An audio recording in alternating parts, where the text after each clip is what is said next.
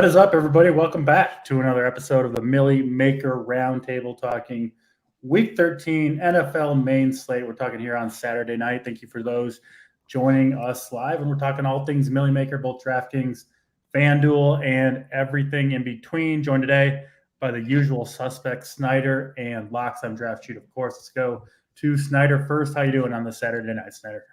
Yeah, doing pretty good. Enjoying some of these college football playoff or conference championship games. Big T, he's up there. He's got a couple of teams up there kind of on the leaderboard there for the college football live final. Hopefully he can pull it out as we've got a couple more games coming down the stretch here. But yeah, excited to dive into this tasty NFL slate for this weekend. Yeah, hopefully Big T can finally win some money in DFS. So we'll be rooting him on. Hopefully he can get back in the winner's circle. I think it's been, like maybe a day or two since he's been in there. So good luck, of course, to Big T. Anybody else playing DFS tonight? Locks, let's go to you. What's going on? How you doing on this Week 13?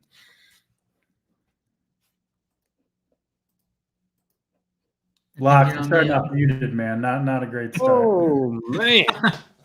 Sorry, I got the kids running ragged upstairs today, so trying to keep it quiet for you guys. No, doing okay. Just ready to dive into another week. Last week wasn't the best, but it wasn't the greatest. So we have those weeks. Hopefully this week we can turn it around. I think we got some good spots we're going to get to. Just excited to dive in and pick some winners. Yeah, absolutely. We will go game by game on this slate as we always do. Going by the DraftKings order of games, if you pull up any contest, you'll see their games listed, and we will follow that order. Let's get to it, guys. First game on the slate, Green Bay and Chicago. This one in Chicago. The Bears, though, are underdogs. Packers, 4.5-point road favorites here. Total of 45 in this one, Locks. A few days ago, it was kind of questionable whether of either of these starting quarterbacks, Justin Fields and Aaron Rodgers, would play in this game. But as of now, it looks like they're both full goes. I think they're both off the injury report entirely, which a little surprising to me. I was thinking maybe they would shut Fields down with kind of nothing to play for in Chicago other than good draft picks. And then Rodgers, he was struggling last week, came out of the game early, kind of surprised to see him back out there this week. So, those are surprising to me, but off the injury report, you got to assume they're good to go for the most part. And the total is certainly healthy at 45.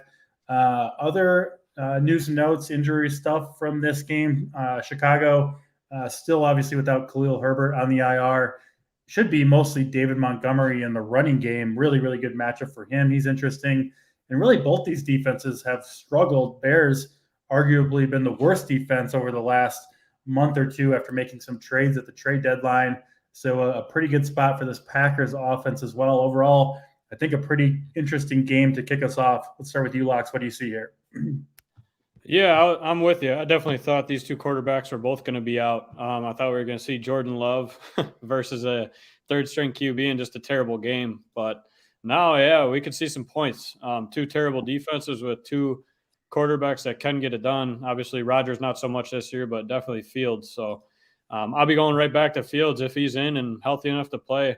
Why not? He's shown us what he can do. He's shown us his ceiling. So I definitely don't have any problem getting there against a really not so great Packers defense. If I'm running him, I might even run him naked again. We talk about it all the time. He's a guy that can easily get there for us. If I'm not playing him, then I'm playing Montgomery for sure.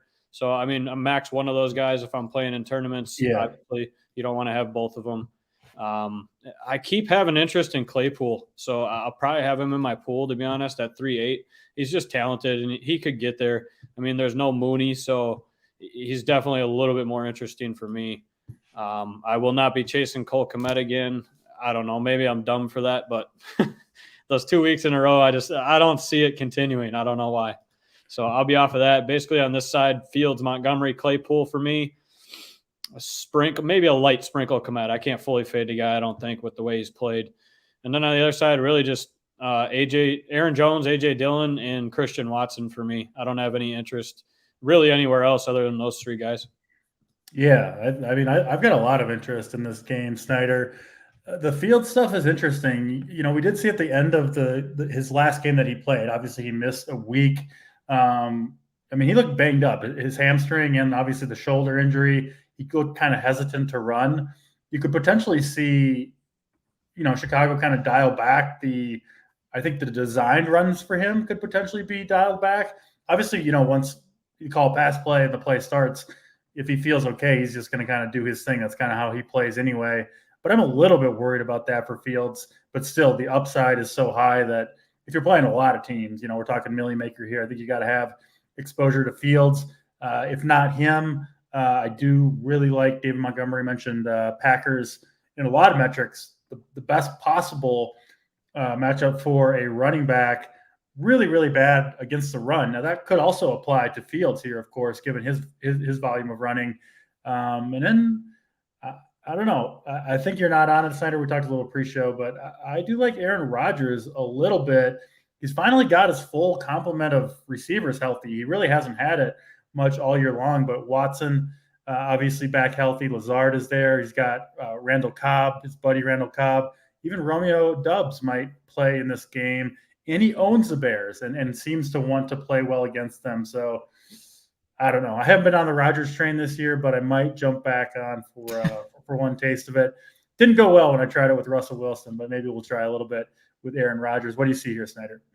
Yeah, I get it. I just don't think I can play Aaron Rodgers. He's in that bucket with Wilson and Tom Brady as just guys I just don't think I can click the button on. But I do like some options in this target, though. I mean, you're looking at Christian Watson. I mean, this guy has scored 6 touchdowns in the last 3 games. He always seems to find the end zone. So I think he's interesting there at 5.2K. But my favorite play in this game is going to be David Montgomery. He's $200 cheaper than what looks to be the highest owned running back on the slate here in Travis Etienne. So he's $200 cheaper than him. I think he's going to come in at least half the ownership of him. And then, like you said, I don't think they want Fields to be overly aggressive running the ball this week here. So I think we could see an uptick in carries from Montgomery, maybe some work out of the passing game as well. So I definitely like that from Montgomery. And the Packers have been one of the worst teams against the run this year. They're giving up over 5 yards per carry, and then they're averaging 158.8 total yards to running backs per game this year. So definitely think this is like a smash spot for David Montgomery. So I'm going to be well overweight on him versus the field. I think he's going to come in right around 10% or lower. So I definitely like that for tournaments. And it looks like Chase Claypool is going to be kind of thrust into some more volume here. He's going to be one of the chalkier receivers on the slate at 3,800. I think he's fine, but haven't really made my mind what I'm going to do with that. I was on him kind of as he came in, just low owned off that trade, but I definitely could think he could get some more targets here if Fields decides to throw the ball more versus the run like he usually does. Yeah, problem with the Bears pass catchers is it's just such low passing yardage totals for Fields, even when he's been on his game. But I mean, they're really down to kind of they just don't have much left with Mooney out. None of the other receivers other than Claypool. I mean, St. Brown, Pettis, Pringle. None of these guys have really done anything all year. Then you just got Kmet in the passing game, tight end, and then even Montgomery is not a huge pass catcher himself. So, yeah, I like the Claypool call at 3,800. I don't think he's really going to hurt you, and I think he's got some big upside too. So I'm in on Claypool. Yeah, really, really kind of all over this game. And man, Christian Watson, you just 5,200, you just can't find that upside that he brings to the table. So I do like that call as well. Let's move on to the next game on the slate, Pittsburgh and Atlanta. It is Atlanta 1-point home favorites here, 43 total. Not a ton, I guess, in terms of news and notes. Waiting on Jaylen Warren. He's questionable. It actually looked, Snyder, early in the week like it might be the Jaylen Warren show, but Najee Harris looks like he's going to play. He left the last game early with the abdominal injury, but he's another guy who's off the injury report this year. So kind of surprising injury news this year, or I mean this week on a few players in these first 2 games. Not exciting offenses here, to be honest. I mean, George Pickens, kind of a highlight reel, but the production hasn't been super great with Kenny Pickett. The passing volume obviously very low with Atlanta. Potentially, backfield by committees here. So I don't see a ton here to love. What do you see, Snyder, in Atlanta and Pittsburgh? Yeah, not too much for me here from this game. I think the Patriots defense is going to be one of the chalkier, popular, cheap defenses. There's a lot of cheap defenses that I like this week, so I'm going to have the Patriots or the Steelers defense in there. They definitely have a big O-line mismatch here, their defense versus their O-line, so I definitely like that. Looking at the tight end position, Pat Freiermuth has some really good props, definitely really good for his price. So I'm going to be on some Freiermuth there. He's just been one of the guys that's been getting steadily used in this offense. So I really like him at 4.3K at the tight end position. Not going to get to Najee, even though he's coming back. I don't think I'm going to play anybody really on the Atlanta side either. I just don't really like the spot for the Falcons versus tough rush defense, pass defense. So I'm going to basically just be on Freiermuth and Pittsburgh defense, I think, this week. Yeah, pretty simple for me here, too. I like the Pittsburgh defense call. Freiermuth, you can play. I'll probably sprinkle in some George Pickens, but I don't really see anything on Atlanta I want to play. What do you see here, Locks? Yeah, I'm kind of with you guys on this game. Almost in lockstep, to be honest with you guys. Fully just Xing out this Falcons team. I just don't like them at all. Pittsburgh's defense is just way better with Watt in there, so I love that call. I was actually looking at them on the Wednesday First Look show, too, so I've stayed on them all week. I definitely like that defense call. If I were to play anybody on the Steelers, yeah, it's going to be Pickens or Freiermuth for me. Deontay Johnson is getting a little bit more balls thrown his way. He's interested in me just because of how low owned he comes in. And for a lot of people that play Pickens, you can get Deontay Johnson at way lower ownership, and they're $100 apart. So definitely some interest there in tournaments. Just in tournaments, though, for me on those guys. But definitely my favorite play would be Freiermuth and then the Steelers D. So pretty much what you guys are thinking. Yeah, pretty simple there with Pittsburgh and Atlanta. Let's move to another game that could potentially be quick here for us. Denver Broncos and Baltimore Ravens. I believe the lowest total on the slate here, sitting at 39.5. Ravens, big favorites, though, 9.5 point home favorites. Obviously, the Broncos have a very low projected team total. Still waiting on news with the Broncos receivers. Jerry Jeudy looks like he's a game time decision coming back from a couple weeks off with that ankle injury. And then Cortland Sutton, I think dealing with an illness, does look like he is going to play. But man, I can't really trust this Denver defense. Denver offense really at all. Obviously, they did cut Melvin Gordon 2 weeks ago. You'll see Latavius Murray, Marlon Mack, but those guys aren't guys I'm really interested in. Locks. And Baltimore, looks like a split between Edwards, Drake. We really haven't seen much upside, surprisingly, out of Lamar Jackson, really, for the last, since the first couple of weeks of the season. It's been a long time. Yeah. I think, in theory, a pretty good matchup for Mark Andrews. I don't think he'll have to face Patrick Surtain. I imagine he'll be on one of the receivers, but I don't know. Just hard to imagine this game shoots out. So maybe you grab a piece or two, but you're certainly not going nuts with this one. What do you see, Lux? Yeah, can we get kickers on the main slates or no? Yeah, that would be nice. I'd play either one of these guys. I mean, my two favorite players from this game are kickers. So if that says anything, no, I'm not going to have much interest in this game. It's just Denver is so bad. I don't even know what price I would finally play Russell Wilson at. Maybe if he got under 5, I might sprinkle him in then. But even 5.2 right now is too expensive. So I don't think I'm going to be getting anywhere on that team. It's just a mess. I try to keep making Dulcich a thing, but if Russell Wilson sucks, well, Dulcich ain't going to get there. I've given up on Dulcich. I thought it was going to be a thing too, but Wilson's just too bad. He'll hold everybody back. Yeah, I mean, this game, even in my tournaments, if I play 150 this week, the only two guys in my pool will really be Lamar Jackson and Mark Andrews out of this game. So if that says anything for you guys, I'm not playing anybody else. I don't really have interest as much in the defense, but maybe a little bit of the two defenses in there. That's all I'd really play. Yeah, I'm with you. One exception, if Jeudy and Sutton both missed, maybe our guy Greg D would come back into play, and then maybe Kendall Hinton, who did get 9 targets last week, could be a decent play too. But yeah, I do think at least one of Sutton and Jeudy, and maybe both will play. SNYDER, your Ravens, Lamar Jackson, going to get it going finally here? I don't think so. I mean, it's been a struggle for him all year. Although last week was his best game since week 3, but I think he still only put up like 24 points. Was a little more active in the running game last week. I think he was right at or near 90 yards rushing, so that's interesting to see. But the price tag is still too high for me. Maybe if he was like 6,500, I would consider him here in this spot. But I think I'm going to continue to be off of him. It kind of pains me to say that, but you just can't play him at this point in time. So I'm going to be off of him. I don't even think I'm going to get to Mark Andrews much this week either. If I'm paying that much, I would rather just pay up the extra and get to Travis Kelce, where I know that the work's going to be and such. So I'm probably off of Andrews this week. The Ravens defense are interesting here against Russ here coming across country.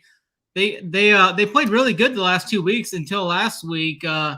They most notably dropped the ball there in the fourth quarter to Jacksonville, allowing them to come back and beat them there. So, but before then, they were still pressuring the quarterback, getting sacks, turnovers. So they had only allowed 3 points and 13 points, I think, in their last 2 games entering that Jacksonville game. So I think they're interesting if you want to spend up at defense, because I do think Russ is total dust, and they could really get some turnovers and such on him there. And the only other spot I'd be looking to is Gus Edwards at 5,400.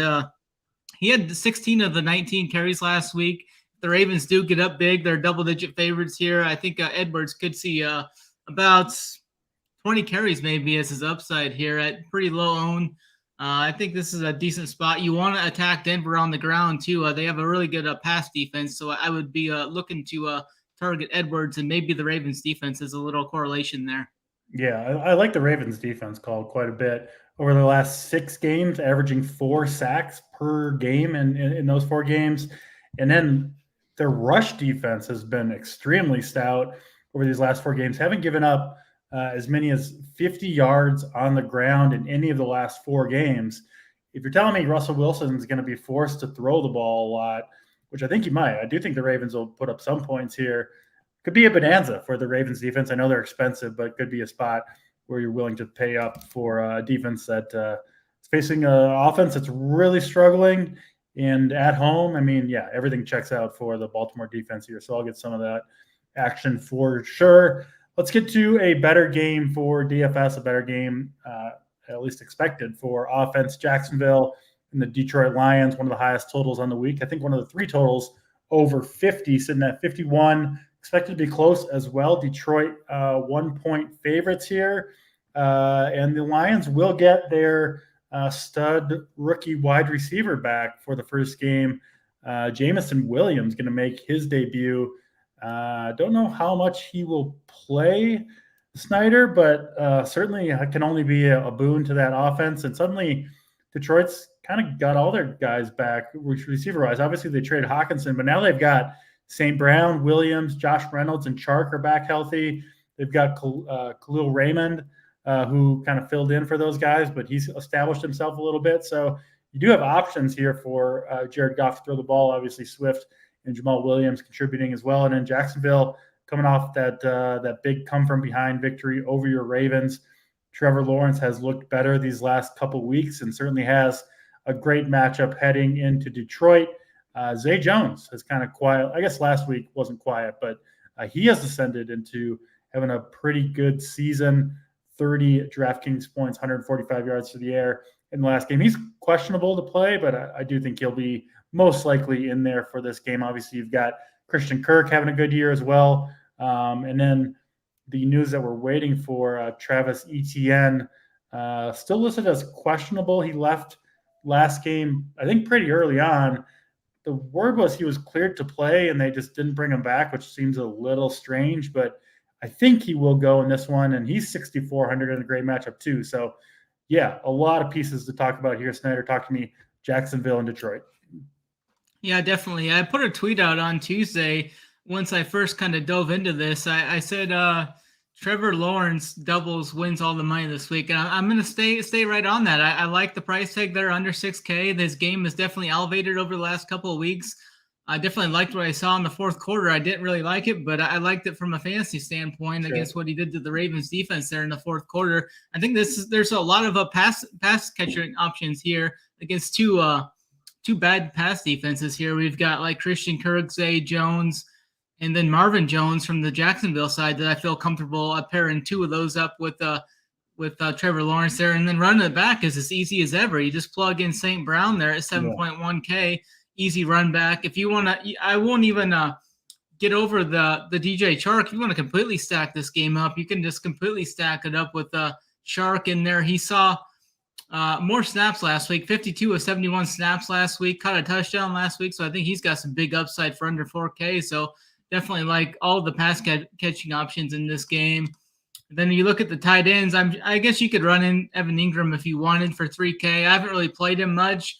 His game log looks pretty brutal the last 3 games even, so I don't think it would even click onto him. But the big decision point for me in this game is how much of Travis Etienne I want to play, because he's going to be, I think, the highest owned running back on the slate this week. So not sure where I'm going to go with that, because I really like the Trevor Lawrence pass side against this bad pass defense inside the dome here. So I think Swift is interesting for tournaments. I'm not sure I'll be able to get there, though. But, yeah, I definitely like this game. Both passing attacks for sure in this game. Yeah, locks. Jared Goff's home versus road numbers are pretty insane this year, averaging 22 fantasy points when he's at home. When he's on the road, that number dips to 9.9, so well over double on the at home versus on the road. And not surprisingly, Amon-Ra St. Brown, same thing.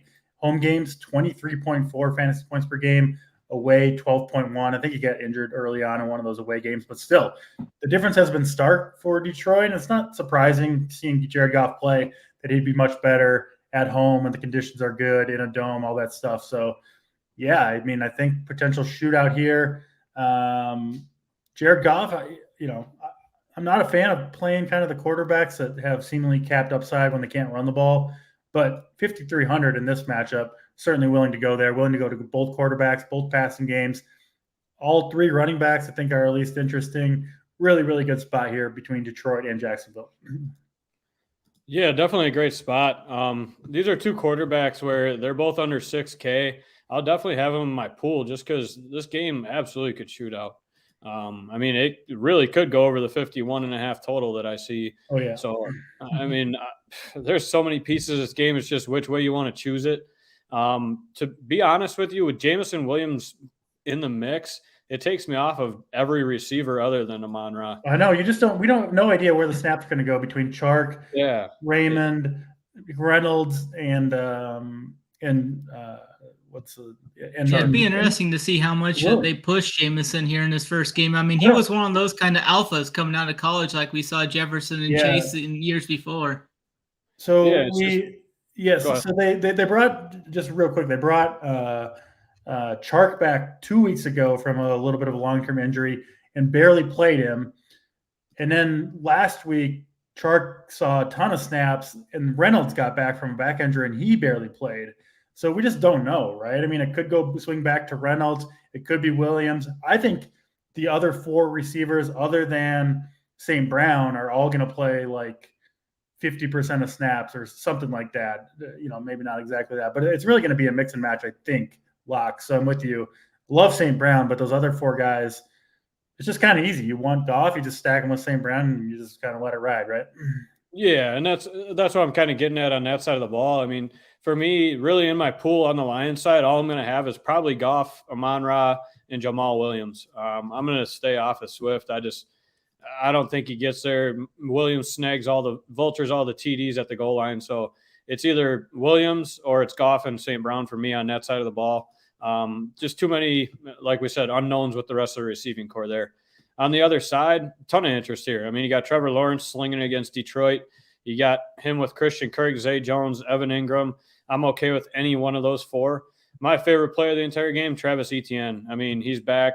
Coach said he seems like he's good to go. So I know he's listed as questionable, but I think he just smashes this Detroit team. He's going to get all the work. We already know that. So, I mean, maybe Hasty steals a couple catches from him or something like that, but I will be smashing Etienne a decent amount this week and then sprinkling in Lawrence, Kirk, Jones, and Evan Ingram. Yeah, the nice thing about the Goff, like we said, we're pretty comfortable with that Goff to Amon-Ra St. Brown stack. Goff is cheap. Doesn't have to go off to be good point per dollar wise. We know St. Brown's going to get the targets, and then you can really mix and match the run back, right? Any of those Jacksonville guys, Etienne you can go with Jones, Kirk, Engram. So yeah, that Goff to the Sun God St. Brown stack, and then bringing it back with any of those guys looks like a pretty good way to start lineups. I'll certainly have a few of those myself. Let's go to the next game on the slate. Cleveland and the Cleveland Browns, Houston Texans. This one in Houston, but the Browns 8-point road favorites, 46.5 total here. And of course, the big news, Deshaun Watson going to make his first NFL action in a year and a half now, obviously coming back. I think it's been like 700 days or something I've seen. Yeah, some crazy amount of time. He hasn't been able to practice with the team up until the last, 2 or 3 weeks, something like that. I don't know, Lox. I kind of expect Watson to step in there and look like his normal self. I know people, think he's going to be rusty, but he's kind of like a ad-libber out there, right? Where he's kind of just running around doing his thing. I don't know if, it's not like timing routes that he's great at. I think he just can go out and play football, right? That's just kind of what he does. Reminds me a little bit of the Lamar Jackson, Justin Fields type, just a fantasy bonanza. I expect him to play well the rest of the way. I really do. Obviously an awesome matchup here. The question, though, is will Cleveland need to throw the ball much? I mean, they got Nick Chubb, Kareem Hunt, can run it all over Houston. Everybody has all year long. Expected to be winning this game. The Browns defense has been pretty bad, but doesn't matter against the Texans. They've been awful all year and seemingly getting worse. Even Dameon Pierce, their one bright spot, has really faded these last couple games, has been kind of game scripted out of it. And then Houston also missing Brandon Cooks. So it should be a lot of Nico Collins, who I think is an interesting play at 4,200. You got to imagine Houston going to be forced to throw the ball probably more than they want to. So a lot of moving pieces in this game, but certainly one that you don't want to, I don't think, completely overlook. Let's start to you first, Lox. What do you see? Yeah, it's definitely interesting here. I mean, with Deshaun Watson coming back, I have some interest there. At $6,500, I don't think he's getting a lot of ownership. I think people are going to be too scared to do it. And he's a guy that, I'm sure he's been practicing a lot. I'm sure he's been, staying in condition. I'm not too worried about it, to be honest with you. You guys are an elite talent. I think he comes back hungry too. So I wouldn't doubt that they unleash him this week, to be honest with you. So I'll definitely have him in my player pool. I mean, he's got Cooper and Peoples-Jones to throw it to. We've seen both of them, what they can do. So definitely some weapons there. And I actually think Kareem Hunt might be a little bit more involved with him in there. So this will be interesting. A lot of pieces on this Browns side that I'll have. I mean, I got interest in Watson, but I like Chubb and Hunt. I like Cooper and Peoples-Jones. Other than that, I'm not playing the tight end, Harrison Bryant. No interest there, but those 4 or 5 guys I love on this team could be interesting against Houston and low owned. Other than Chubb, I think Chubb's going to get steamed this week against Houston. That the Watson, Peoples-Jones, Cooper stack, just going for it, right? I mean, I might. Really. Yeah. Houston's without their top cornerback this week as well. Yeah. And Watson, I never doubt the guy. We just don't know what they're going to do, but it's certainly possible they just let Watson air it out. Certainly a building he's comfortable playing in back in Houston. And, exactly. If that's the Browns' plan, like, we have no way of knowing, but if that's their plan, they're going to probably have success doing it. So, I'll have some Watson too. The upside is just too high, and ownership, I think, too low not to go there. What do you see here, Snyder? Yeah, I'm with you guys here on the Watson call. It's not like he was injured or anything either. He's just been away from the facility. He hasn't been allowed to play for a while. So, and then sat out there with the Texans and comes back for just the absolute, the best revenge spot ever against this lowly Texans team. Definitely could see him just going for like 350 and 3 or 4 here easily against this defense. But then you look at Nick Chubb though as well.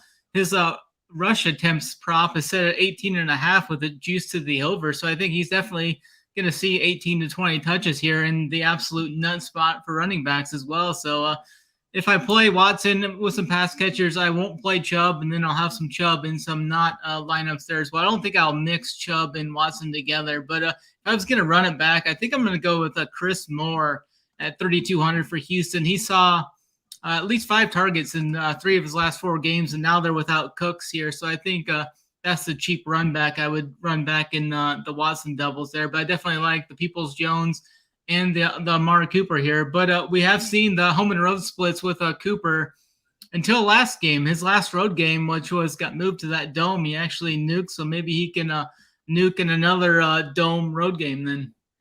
I can just see it. It's like what, 107 Eastern time. You're watching Red Zone. Scott Hansen pops up.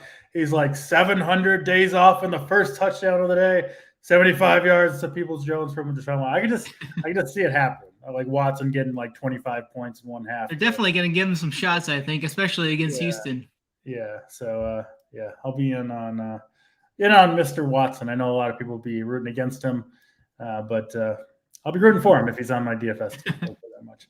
That's Cleveland and Houston. Certainly a good game there. Let's go to another very interesting game. I think my Minnesota Vikings facing the New York Jets. Jets obviously replaced Zach Wilson with Mike White last week. That went well. He was awesome against the Bears, 303. Obviously breathing new life into that team. Vikings, though, 3-point home favorites here, 44.5 total. I'm nervous for Cousins here. The Jets have a really, really strong defense, get a lot of pressure, obviously have a great young cornerback in Sauce Gardner that they can put on Justin Jefferson. We'll see if that works. I mean, it's obviously advantage receiver in the NFL, but Sauce Gardner, I think SNYDER is absolutely the real deal. Yeah.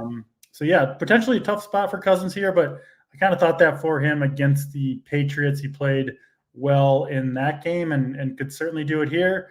I think this game could really go a number of ways. I wouldn't be surprised to see a shootout, but I also wouldn't be surprised to see these offenses struggle a little bit. So I'm a little bit on the fence on this one. Hopefully you guys can talk me into it. Let's start with you, SNYDER. What do you see, Jets and Vikings? Yeah, this is an interesting spot. We've got Garrett Wilson here again. He was chalk last week and smashed, and it looks like he's going to be the highest owned player on the slate here again this week. So I think he's fine there. I definitely like the Mike White to Wilson stuff there. Mike White didn't have the best conditions last week and still kind of nuked it last week. So definitely, I think this Vikings passing attack is definitely gettable. We've seen it many times this year. So definitely on the Mike White to Garrett Wilson stuff here. I also like Conklin too. I think that's a really good cheap tight end play at 3.1K. So I'm in on that.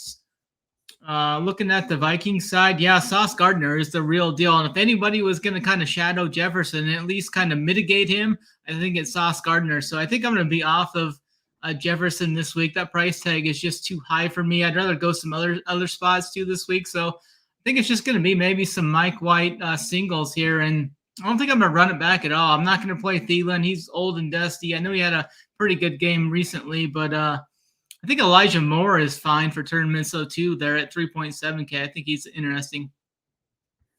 Yeah, I like that call. Elijah Moore obviously had the big touchdown. He was the one kind of embroiled in controversy, right? I think he was kind of upset with the play of Zach Wilson, his involvement in the offense, but it's kind of a different story now with the Jets. I mean, you could see him just kind of right back in there, obviously a talented player.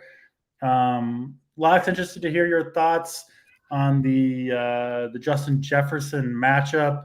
I know Sauce Gardner, really physical cornerback. I've seen some things where, kind of getting away with maybe what should be or could be pass interference.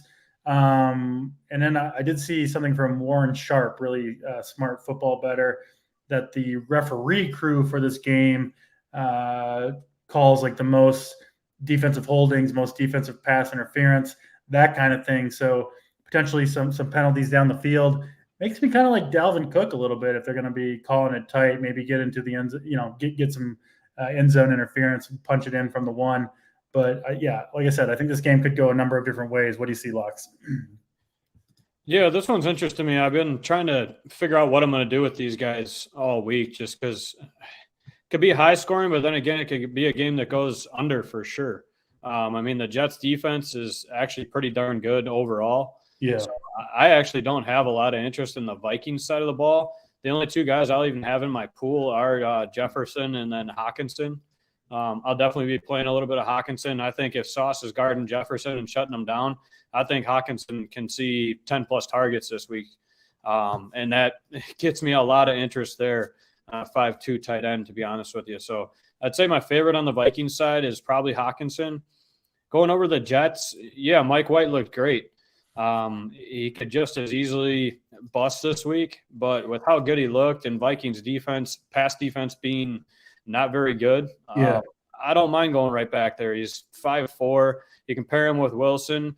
I actually probably will pair him more with Elijah Moore, to be honest with you, just to be different in those stacks, because I think everyone's going back to Wilson there. I'll save the money and go down to Elijah Moore. He's got talent. We've seen him bust a big one last week. So that's probably the side I'll lean on. I don't have interest in any of the running backs in this game at all. So on the Jets side, Mike White, Garrett Wilson, Elijah Moore. On the other side, Jefferson and Hawkinson, and those 5 guys is it for me. There's a lot of hype around Zonovan Knight potentially getting a big role here early on in the week, but I think that's kind of died down. I mean, I think it's going to be 3 backs at play for the Jets. I think so. Yeah, Zonovan Knight, but Ty Johnson was involved last week, and then I think James Robinson will be active here too. So, yeah, I'm not going to Zonovan Knight here, Snyder. The Justin Jefferson, Sauce Gardner thing is really interesting because you just don't know. Like, Jefferson gets double teamed all the time, right? And he beats those anyway. Like, the Jets could decide they're just going to leave Sauce Gardner one-on-one with him, and then it's just one double move, right? And you're gone for a 60-yard touchdown. Doesn't matter how good the cornerback is sometimes. So, like, it could go away a direction where it's actually good for Jefferson because he's not getting double teamed and they're just leaving Sauce on him. So it's just hard to say. But, yeah, I do like the Hawkinson call. A lot of targets. And, you know, if it does go the direction where they don't want to throw at Sauce Gardner quite as much, could certainly be Hawkinson that comes through with the big game. So that's the Jets and the Vikings. We'll keep it moving to the next game, the Washington Commanders and New York Giants. This game sitting at a 40.5 total. Giants 2-point home underdogs to the Commanders, who have won, I think 4 or 5 or 5 or 6, something crazy. They've turned their season around with Taylor Heineke. He hasn't put up very good DFS scores, but as you know, the team's winning, so he's obviously still in there. Big news here, waiting on Antonio Gibson. He's questionable, missed most of the week of practice locks, and they already lost J.D. McKissick to the IR a few weeks ago, so it's been kind of a close to an even split between Gibson and Brian Robinson, who had a big game last week, putting up 23.5 DraftKings points, 100 yards on the ground. He seems to be finding his stride a little bit. If Gibson is out, I'll definitely have some interest there in Brian Robinson at 5,300. The Giants, are they? No, not coming off the bye. I don't know why I was thinking that, but yeah, they've been okay. Saquon Barkley's been disappointing these last few weeks. Price is still up there. I don't know necessarily if I want to go there. Yeah, I don't know. Talk to me, Locks, about the Giants and the Commanders. Yeah, interesting game here. Low total. So, I mean, I'll have a couple pieces, but nothing big here for me. The same guy I talk about every week is still priced at under 6K. So Terry McLaurin, I'll just be jamming him in again. He's due for 100 yards and a touchdown. I think he gets that this week. I said it last week too, but I think he just gets peppered against the Giants defense here. And yeah, I like the Brian Robinson call. If Gibson's out, I think Robinson's just in a smash spot, especially at the 5.3 price tag. So I'll have a lot of him in my pool if Gibson's out. If Gibson's in, I like to stay away from the tandem running backs. So I'll probably have them both out, to be dead honest with you guys. On the other side of the ball, Washington's defense is actually pretty good. So I don't have a whole lot of interest in the Giants this week. I mean, especially with the low total, I'll always sprinkle in a little Barkley because he can break a slate if he gets hot. But other than that, I really don't have much interest in this game. It might almost be a full fade for me other than McLaurin and Barkley. Yeah, makes sense. I really do like McLaurin this week, Snyder. The Giants actually blitz at by far the highest percentage in the entire league. Blitz 42% of their defensive snaps. The next highest is actually 31%. So sending a ton of blitzes and not getting home very often. They just can't generate pressure any other way, which, obviously leaves man-to-man coverage on the outside. So potentially big plays down the field for Terry McLaurin. I'll be in on him as well. What else do you see here, SNYDER, between the Giants and the Commanders? Yeah, I really don't have too much interest at all in this game as a whole. We'll see Saquon Barkley here at like 2% ownership, but I generally just don't play him. But I think he's interesting for million maker type tournaments there at that low ownership. You can always kind of nuke a slate. I am interested in hearing this Brian Robinson news. If he does get the bulk of the carries, so I really like that spot. This Giants defense has given up 20-plus points to the RB position in 5 of their last 6 games. So last week we saw Robinson it's kind of been going every other game with those two who gets the most carries and such. But I definitely think Robinson could have a good game here. So I'm going to be in on that. I think that's about it. I mean, I would agree with the Terry McLaurin play. He's under 6K, still definitely has the upside. So he's a guy just to throw in the pool. Jahan Dotson, my guy, he's 3,700. I don't know if I'll go to him or not, but he's kind of struggled since running out of time to pass Terry McLaurin. he got hurt there, and then now he's just hasn't really seen the same stuff as I don't even remember who the quarterback was at the start of the year, but that quarterback loved to pepper him in the first 4 or 5 weeks. Yeah, there you go. Are you ready to take your L officially on Dotson over McLaurin? For right now, let me see what McLaurin's even done this year. I don't think he's really spiked any week. Yeah, so it looks like a no locks. We'll revisit next week to see if SNYDER is ready to finally take his L on that one. That's the Commanders and the Giants. Let's go to Tennessee and the Philadelphia Eagles. Last early game on the slate here.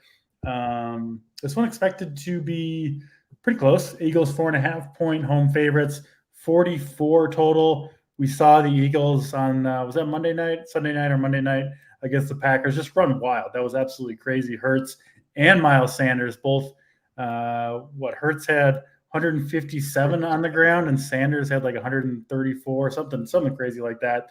300 yards rushing combined or close to it. Should be a different story against Tennessee, who does have a very strong run defense. Locks, I know you're not a big Miles Sanders guy. I imagine you're not going to go there. I do see him down at like 2% ownership or something, though. So I might have a sprinkle or two. Obviously, we know what King Henry can do. He's 3 games in a row. He's been under, despite some decent matchups, under 100 yards on the ground. He did have that big reception last week that he fumbled at the goal line, so he didn't get the touchdown for that. But yeah, Tennessee, Philadelphia. Obviously, you've got Hurts. Jordan Davis is back too for Philly this week, so I think that's kind of big news for their Jordan Davis, like their best D lineman. Yeah, I see potentially a low-scoring game here, but the total is healthy enough, SNYDER. So what do you see? Tennessee, Philadelphia. I think this is a pretty good, sneaky shootout game for tournaments. So we get AJ Brown in a revenge spot here against his old team. The Titans have been absolutely atrocious against the pass this year too. So I definitely think this is like a Hurts, AJ Brown kind of spike week where we could get AJ Brown probably at like 2% ownership this week. I think he's always got the huge upside. Just hasn't really been getting the overly amount of targets recently, but maybe they throw the ball to him 4 or 5 extra times this week for the revenge spot there, as this is a plus matchup for him too. I don't think we're going to see Miles Sanders go nuclear again this week. Last week he did against that Packers rush defense, which is another absolutely atrocious rush defense. But now they get the absolute opposite matchup here against a pass defense that's equally as bad. So definitely like some Hurts to AJ Brown stacks this week. I don't think I will double him, though. I'll probably just do one. I think I just do AJ Brown over Devonta Smith. So I'm in on that. Not going to go to any of the tight ends in this game either. So I think it's just pretty much – I will run some of it back with Henry. I do always like Derrick Henry, but it's always challenging going against Jordan Davis as he's coming back. So that kind of downgrades him a little bit for me, but I still think Henry's got the upside there. I think I like Chubb a little bit more this week, though, at $100 cheaper. Yeah, makes sense. Locks, I was laughing when Goddard went down. People thought it was going to be the Jack Stoll show.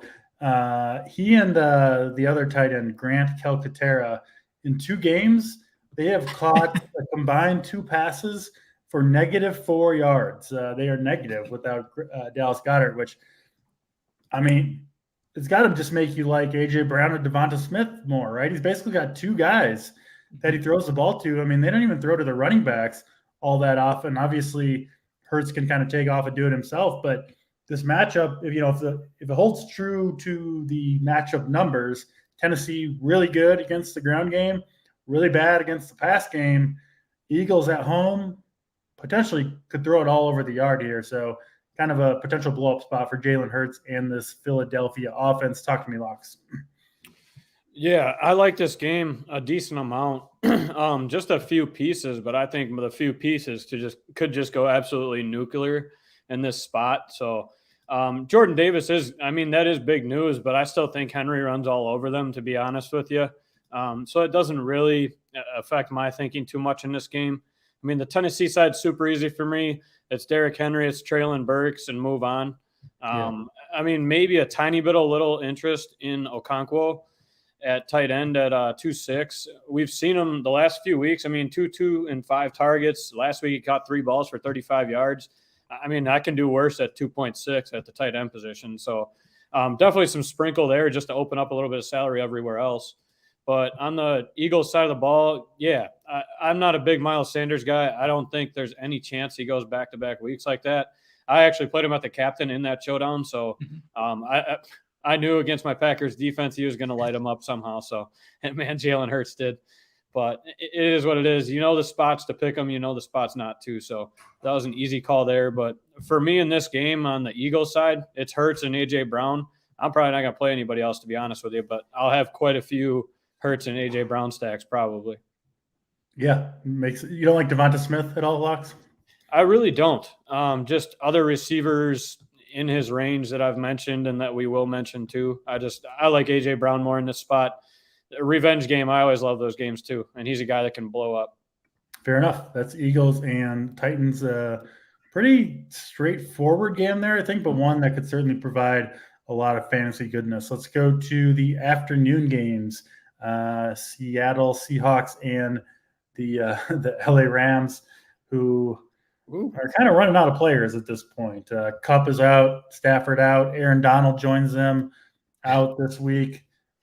Just a team that's looking pretty dusty. I think McVay might be the next guy to be out. Yeah, he almost got concussed last week, it seemed like, when they ran into him. That would look like a tough blow. But, Seahawks, 7-point favorites on the road here, coming off, that obviously that gave up that Josh Jacobs game last week. I was on the Geno Smith passing attack. That worked pretty well against Las Vegas. And, I expect Seattle to control this game pretty well. I mean, I know the Rams stuck with the Chiefs last week for longer than they should have. Still gave up almost 500 total yards. And now they lose, one of the most impactful defensive players in the entire league, in Aaron Donald, who doesn't really miss games, right? We don't really see the Rams playing without Aaron Donald, so we don't really know what it'll do to this defense, but it can't be anything good. We'll start with you, Locks. I'm going to Mr. Kenneth Walker III here, man. I think they're going to lean on him. No Aaron Donald in the middle to clog it up. A defense that, let's be frank, probably doesn't want to be there right now. Jalen Ramsey and that kind of, pretty boy secondary. I don't think they're going to be one to tackle Ken Walker. And the Seahawks are going to be without Travis Homer as well, who was stealing some passing down work from Kenneth Walker. Maybe you could make the case that he should get some of that. I think did he catch a touchdown last week? I think he did. He did. But I don't think DJ Dallas is going to take passing down work from Walker, and he's not going to take the early down work. So you could be looking at a true bell cow. I think you will be looking at a true bell cow situation for Walker on a team still fighting in the Seahawks versus a team that really seems to have mailed it in at this point, missing their best defensive player. I think Ken Walker is going to run all over this team. Your thoughts here, Locks? Yeah, I love that call. I've liked Ken Walker ever since he took over that starting job. just continues to produce for us, right? So I don't see how I can't go back there. I mean, he's 7K. Running back's a position I'm almost seeing myself pay up for sure this week, just kind of looking through it. So he'll definitely be in my pool. He'll be strong in my pool. I don't have a ton of interest in the passing attack. I mean, you can always play Geno with Metcalf or Lockett. Those would be the only guys in the passing attack I'd play, but I have more interest in Ken Walker, so probably less interest in those passing guys. Plus, I could see Seattle just blowing them out. So Yeah. there you go. I'd rather play Ken Walker in that situation. On the other side of the ball, I mean, wow, this is just scary. There is one guy I have actually a lot of interest in, and I'm going to have a decent amount of them too to have value at running back, and some of my spots is Kyren Williams. I actually got a lot of interest there. I don't know why. They like this guy. Cam Akers missed practice Thursday. Have you guys seen? Is he playing or no? He's going to be in there. Yeah, it looks like it. He will be. I still like Kyren Williams. To be honest, I think he gets a majority of the work. Yeah. He had 11 for 35 last week, caught 3 balls for 25. I think that grows. So he's my sneaky play, super low owned play, I think, this week that I have a lot of interest in compared to the field. Yeah, that does make some sense. I'll probably be looking more at maybe the Ken Walker Seahawks defense potential stacks, correlation stacks against the Rams. What do you see, SNYDER, here? Yeah, I definitely agree with you guys there. I will say that Ken Walker has been pretty touchdown dependent though this year. I think he's had 2 games over 100 yards, but he's found the end zone a bunch of times. 2 times last week, but only scored 17 points on the 2 touchdowns. So I'll definitely have him in the pool. I'll probably be in my cash game team too.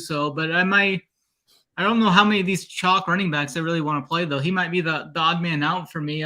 If it's not going to be ETN as the highest owned, I think it'll be Walker for sure. So I'm not sure what I'm going to do with that yet, though. I definitely think that Kyren Williams' call is definitely interesting for tournaments. So he out-carried Akers last week, and then maybe this week they give him that extra 4 or 5 carries. He sees around 15 carries or something this week. So and he showed a good work out of the pass game there, too. So I definitely think he's interesting for tournaments. But I don't think there's much in this game for me besides those 2 guys. So it's pretty much going to be a stay away from me besides the 2 running backs if I play Walker.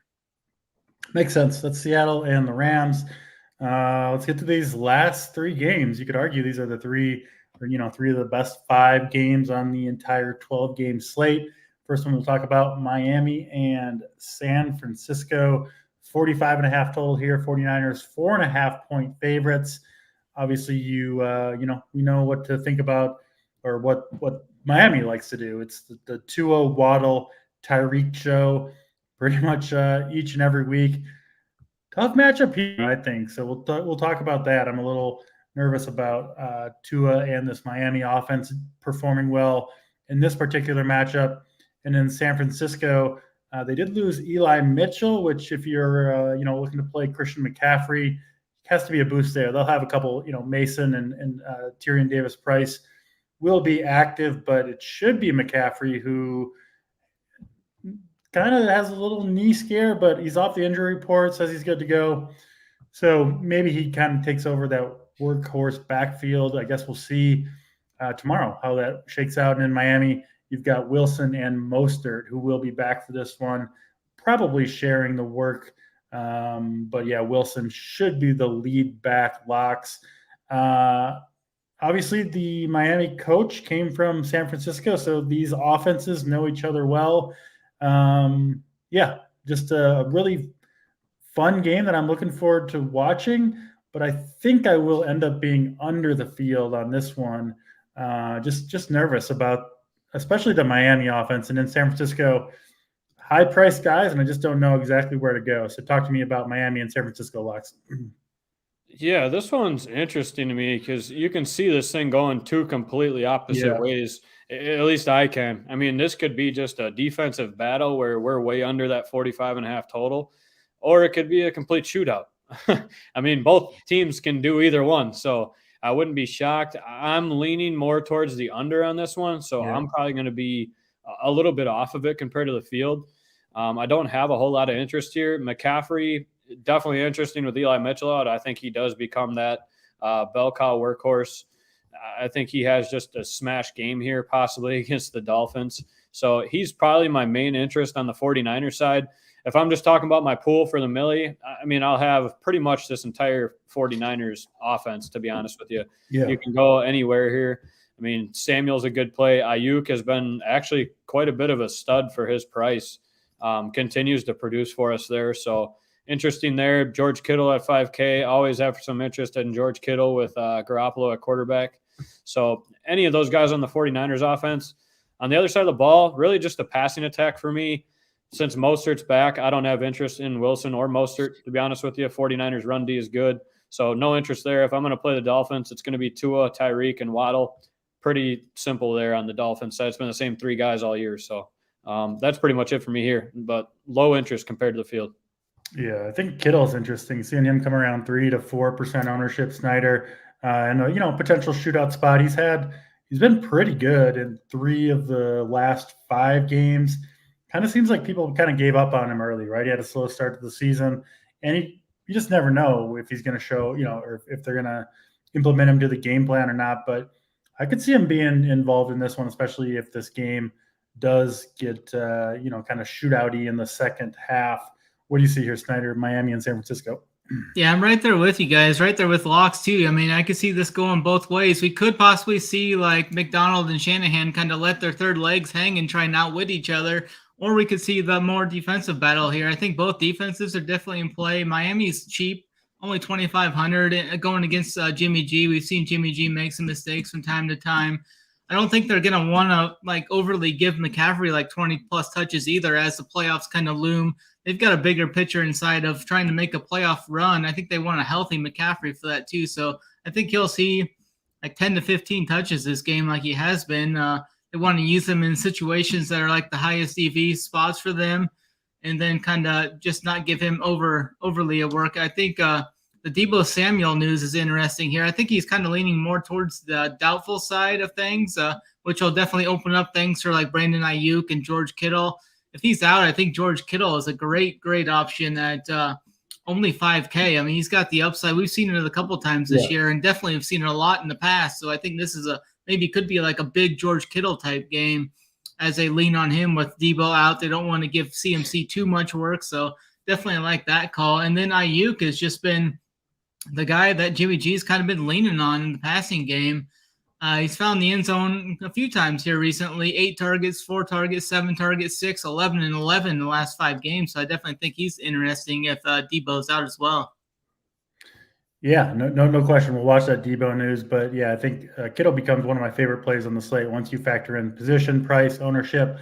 I like the San Francisco defense. I don't know if they're going to be very popular, but the Miami is without their 2 tackles, both of their tackles, including Terron Armstead, who's a very, very strong player, is going to be out. The 49ers have a good pass rush, good defense. Obviously, Joey Bosa on the outside. I think they got a lineman back too this week, didn't they? Yeah, and then Eric Armstead or something maybe. I think he's still out, but is he? In any case, it's a good defense, and Tua, like he's not really a runner, obviously, right? If you can collapse the pocket on him, you could make him struggle. This team leads the league in shots down the field.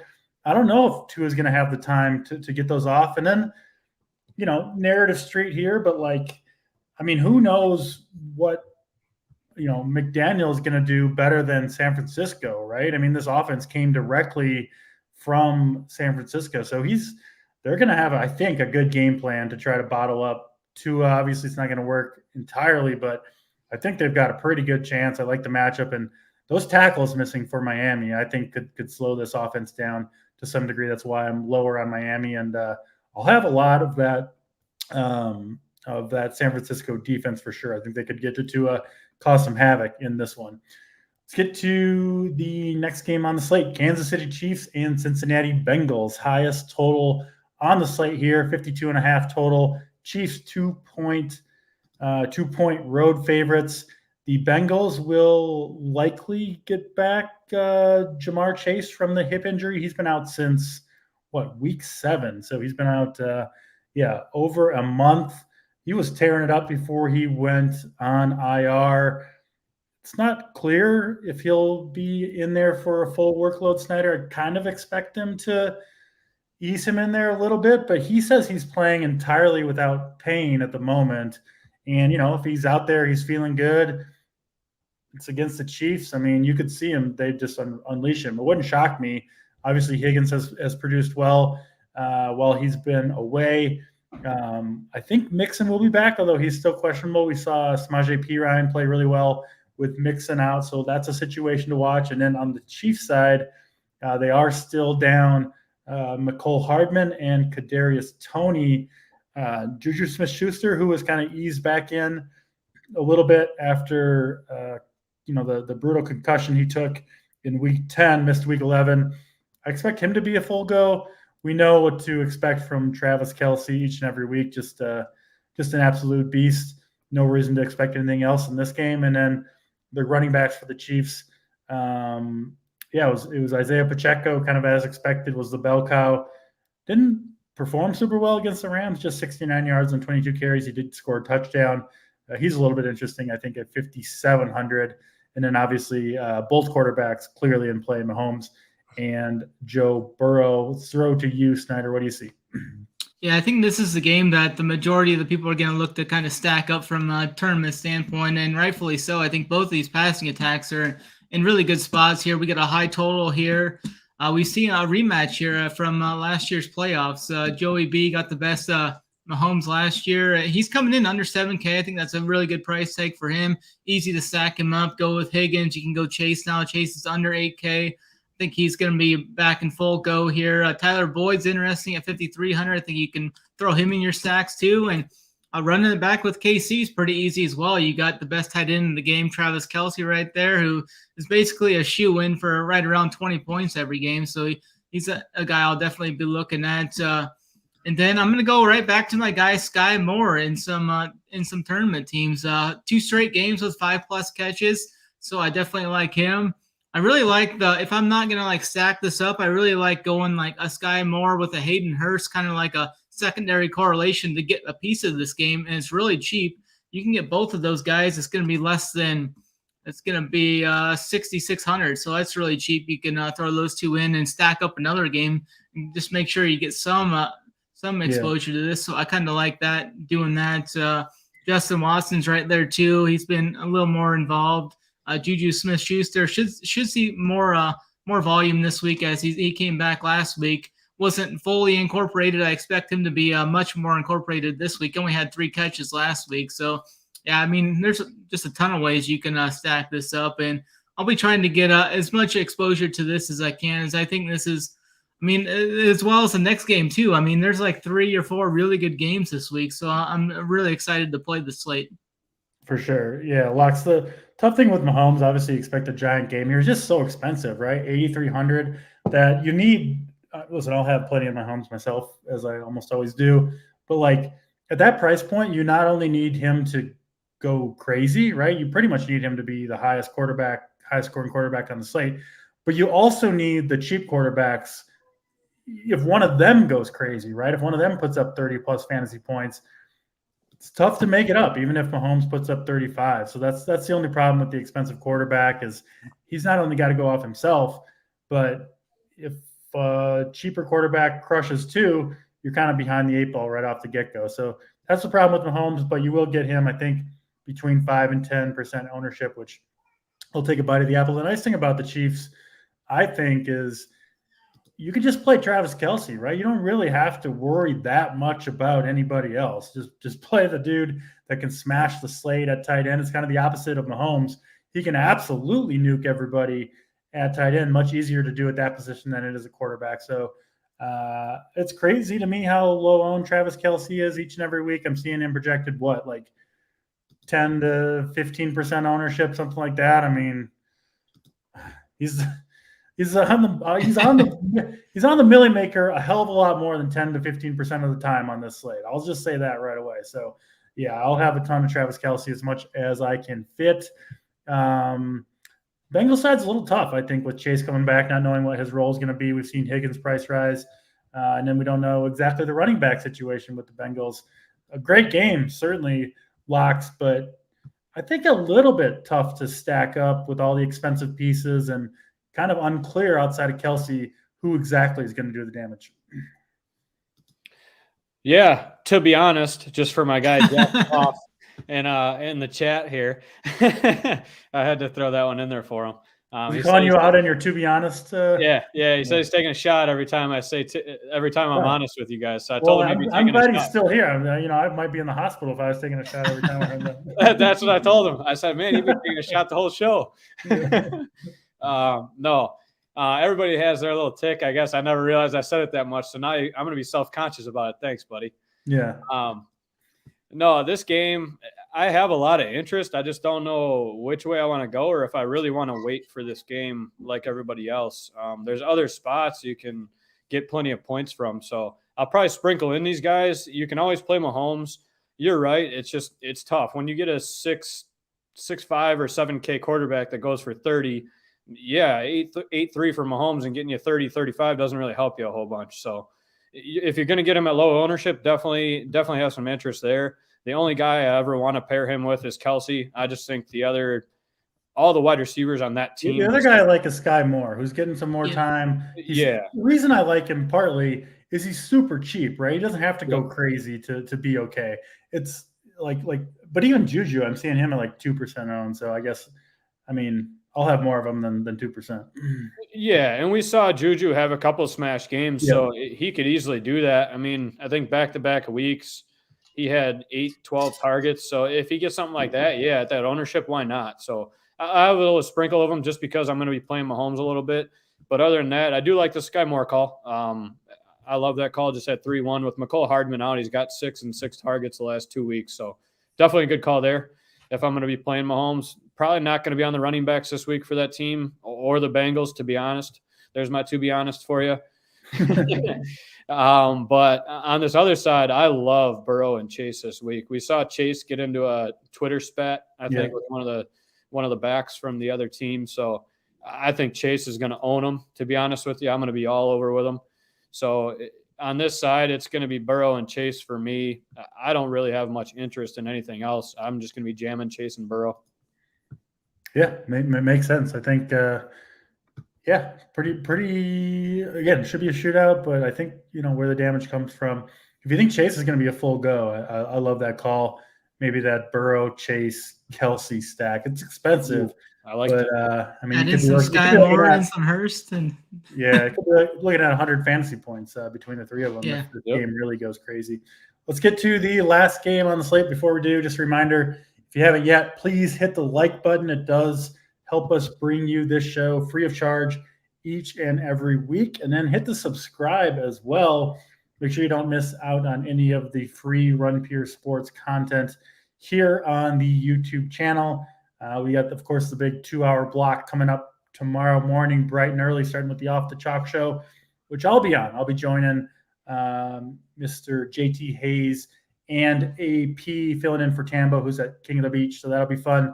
And then, of course, you've got the Morning Wood show with Big T, Hoop, and Crane following our show immediately. So, subscribe to the channel, hit the like button. It helps us out. And if you want to join the team over at with us at Run Pure Sports over at runpuresports.com, I think you might have missed out on the promo code Turkey50. You could try, find out for yourself. Otherwise, RPS Heater 25. If that doesn't work. RPS Heater 25, I think, is running most of the time, so that'll get you 25% off your first month's payment. All right, last game on the slate: Las Vegas and the LA Chargers.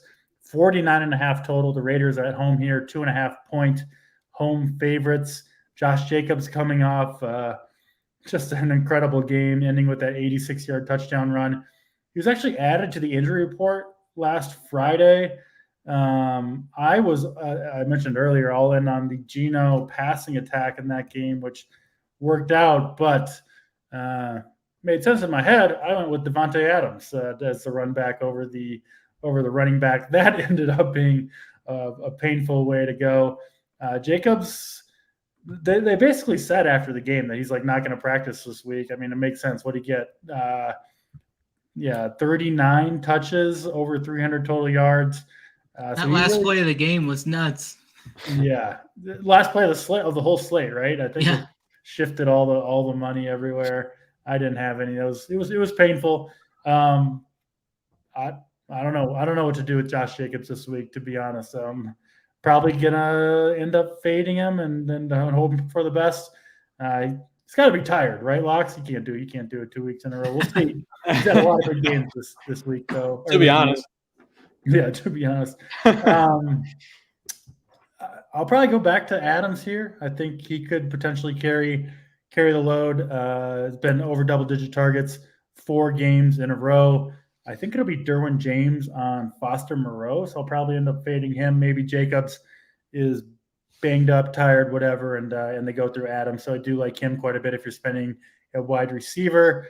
And then on the Chargers side, Mike Williams going to miss another game. They have had Keenan Allen back healthy for a couple of games. He's been pretty solid. I do worry a little bit about his upside, just not an explosive player.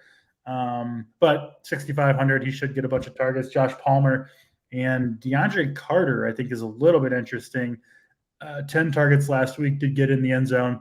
3,900, he's cheap. And Austin Eckler, just target king. I mean, look at the targets for this guy's. He did have the low game against Kansas City for whatever reason, but 15, 12, 8, 12. Other than that game, his floor is super high and good matchup here, obviously, against Las Vegas. So we'll start with you, Locks, Chargers, and Raiders.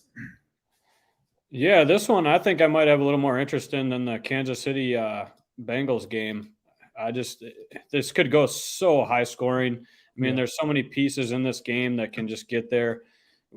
Starting with both running backs. I mean, Eckler, he had a terrible game running the ball, 5 for 20 yards, but then he caught 11 freaking passes for 60 yards and a touchdown. So it's just the many ways that guy can get there. So I love him at 8.5. On the other side of the ball, Josh Jacobs, I hate the guy. I don't know. I got to have him in my player pool this week. I have to. I keep Xing him out, and I'm getting pissed. So he's just going to be in there just for principle. He continues to smash. So I don't know how I can't at least have him in there now. I do not think he scores you 50 points again, but I think he can do enough to get there against the Chargers defense. Favorite play on the Raiders side is definitely Devontae Adams. Him and Jacobs are going to be the only two in my pool from this game. I don't have interest elsewhere because if I'm going to play a QB in this game, it's going to be Herbert. And then I'll pair Herbert with Allen and Palmer. Even Gerald Everett's interesting to me at 4,400. So I got some interest there. But to me, it's if I'm going to play Eckler, then I can't play a bunch of these pass catchers. So you got to pick your poison there. I think I would rather play Eckler on this side of the ball and then run it back with Adams, something like that, and get my other plays elsewhere. I think those are two interesting guys to me that will absolutely smash this week. So those are probably my two favorite plays. And then obviously the whole passing attack from the Chargers. Yeah. I like the Herbert Eckler stack, right? I just don't think that many people are going to do it. But I mean, Eckler is essentially a receiver at this point. Does most of his damage through the air, all the targets, pretty likely to score through the air if he does get in the end zone. And yeah, I mean, more people are going to use the wide receiver or the running back QB stack with Eckler than they will with other teams. But I still think most people that use Herbert will go with Keenan Allen or Everett or Palmer or even DeAndre Carter than they will Eckler. So I think that could be a way to get a little bit different, Snyder. Yeah, for sure. I definitely like attacking this game from all fronts here. Interesting spot here. We actually have Josh Jacobs actually has better props than Austin Eckler this week. Looks like 117 yards rushing and receiving prop for Josh Jacobs with 3.5 catches juiced to the over. So definitely like some Josh Jacobs again here this week. It's just going to be Jacobs and Devontae Adams here for me in this game. Yeah. And the reason why I probably don't get that much Henry or Kenneth Walker in that range is because I'm playing a lot of Josh Jacobs again this week. I was on him a little bit in my 20 max this week. I just didn't have the right combos with him. But and then we see Devontae Adams. His 4 straight weeks, he's had double-digit targets. So he's definitely the man that they're looking to go for in this passing attack game. So definitely on those two from the Raiders side. And then from the Chargers side, DeAndre Carter actually came out of the shadows last week and had 10 targets, 7 for 73 and a touchdown. He's still under 4K. I think that's interesting. I don't think I'm going to play Keenan Allen. He just really hasn't shown that much upside. He's kind of more like the cash safe guy, but I don't think I'm going to play him in tournaments. I think he's overpriced for what his role is. You got Josh Palmer there at 5'6". I'd rather play Palmer over Keenan Allen. So that's kind of where I'm going. And then it'll be interesting to see if I can fit Eckler in some teams. I definitely do think that Eckler-Herbert pairing is definitely unique, and I really like that for tournaments.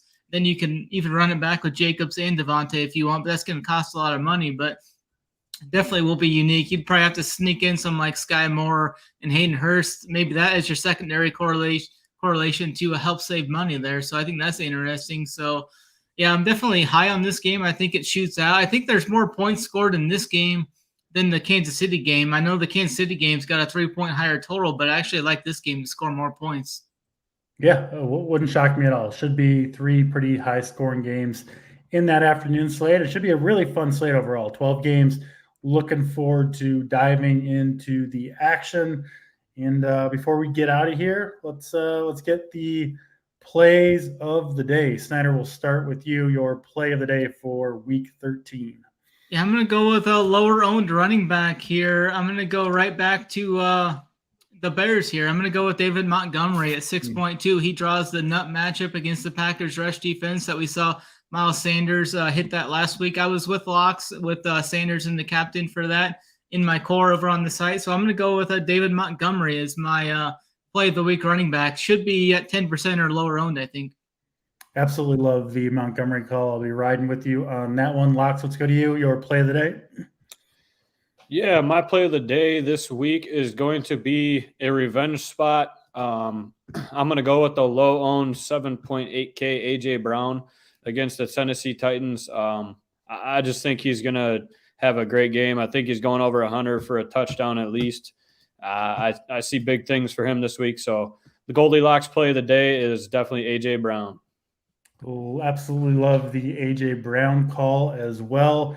Mom's basement play of the day. I'm going to my Kansas City Chiefs, of course, but not to my main man, Travis Kelce. We'll have plenty of him, but Sky Moore, 3.1K on DraftKings, has seen his role grow throughout the year. No McCole Hardman, no Kadarius Toney, who I do think are the two kind of Chief guys competing with Sky Moore for snaps.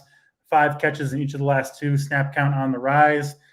And what better chance to really break him out than a big high total rival game against the Cincinnati Bengals. I think Sky Moore has his coming out party in his rookie year for the Chiefs here in Week 13. That'll do it. Thanks for tuning in. As always, we will be back same time, same place next week. Good luck in all your lineups, DFS and otherwise, for Week 13. Until then, for Snyder, for Locks, I'm DC. We'll check you next time.